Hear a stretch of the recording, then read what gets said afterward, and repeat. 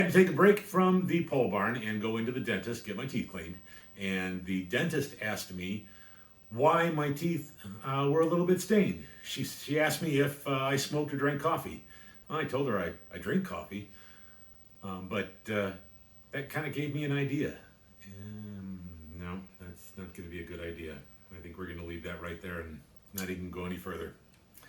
In the comment sections, let me know how you like your coffee. Do you like it muddy? Do you like it sweet? Do you like it really hot? Do you like it cold? Or even iced?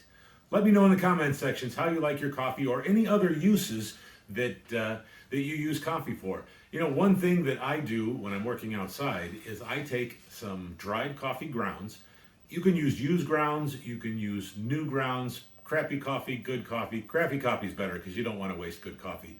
But if you put it in a little pan, maybe like a cut off piece of bottom of a soda pop can, and burn it, it actually deters mosquitoes from flying around you. They do not like the smell of burning coffee, and it really doesn't smell all that bad. So if you're outside and you want to get rid of mosquitoes and you're working outside, burn a little bit of coffee in a small metal pan, and that'll keep the mosquitoes away.